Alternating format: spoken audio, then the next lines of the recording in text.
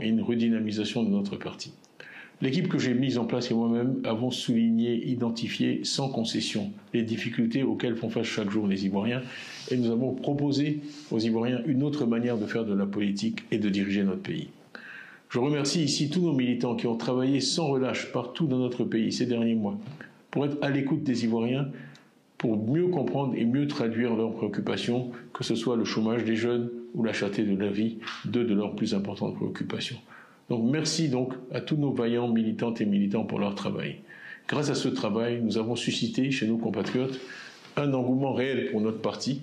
Ainsi, le nombre de nos adhérents a doublé au cours des 12 derniers mois. Malheureusement, ces avancées annonciatrices de notre prochain retour au pouvoir d'État ont déclenché des attaques répétées et injustifiées, avec la justice pour principal instrument.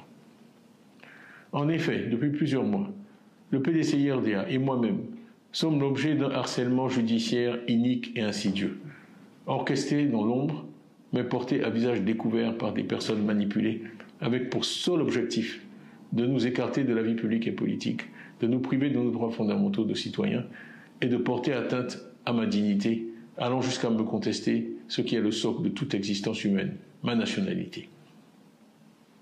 Toute ma vie a été pétrie aux valeurs ancestrales de ce pays où je suis né et où j'ai grandi. L'éducation que m'ont inculquée mes parents est fortement inspirée de la philosophie humaniste faite de paix, de respect de la personne humaine, de tolérance, de rejet de toute forme de violence que le père fondateur de la nation ivoirienne, Félix Houphouët-Boigny, nous a légué. Malheureusement, il semble que certains d'entre nous n'ont rien retenu de l'histoire récente et combien douloureuse de notre pays. Toutes ces manigances que nous voyons chaque jour visent à entraver la marche vers le pouvoir d'État du PDCI-RDA, qui m'a plébiscité d'abord comme président du parti en décembre 2023, et puis en avril 2025 comme son candidat à l'élection présidentielle d'octobre 2025. On veut m'écarter du débat démocratique, parce que je suis porteur de l'espoir qu'une autre Côte d'Ivoire est possible. Ma voix est une voix que nos adversaires veulent éliminer, non par le pouvoir de leurs idées, mais par la persécution et par l'instrumentalisation de la justice à des fins politiques et partisanes. Le but de ces manœuvres est simple, il est de nous distraire de l'essentiel, l'évaluation du bilan du RHDP après 15 ans au pouvoir et l'élection d'octobre 2025. Alors que l'on était en droit d'espérer des élections inclusives, transparentes et apaisées, force est de constater que la radiation injustifiée du candidat du PDCI-RDA vient s'inscrire dans la logique de l'élimination des leaders des principaux partis politiques de l'opposition pour se garantir des élections sur mesure et une victoire certaine. Je ne peux que ressentir de la déception face à un tel déni de démocratie en Côte d'Ivoire.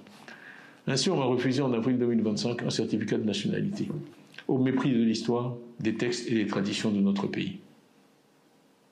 Plus grave, il se dessine une volonté claire de mettre notre parti, le PDCI-RDA, sous contrôle, sous tutelle, à un moment où l'espérance en un retour du PDCI-RDA au pouvoir, après 25 années d'opposition, est partagée par beaucoup d'Ivoiriens et par tous nos militants et tous nos sympathisants.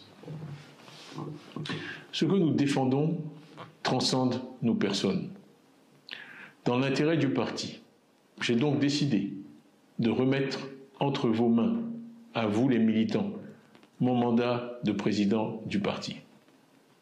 Cette décision ne change rien à l'engagement que j'ai pris en décembre 2023 de conduire personnellement notre parti à la victoire en octobre 2025 pour libérer notre pays de la peur et de l'injustice, et je le ferai.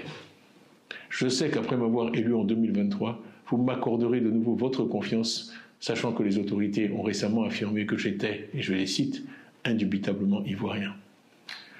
Conformément à nos statuts, les organes compétents se chargeront de prendre dès aujourd'hui les décisions nécessaires dans l'intérêt supérieur du parti pour permettre au PDCI-RDA de poursuivre sa marche glorieuse et victorieuse.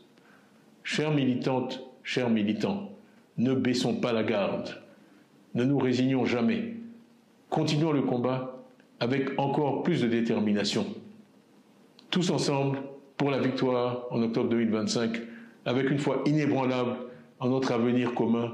Que Dieu vous bénisse, que Dieu bénisse le PDCI-RDA.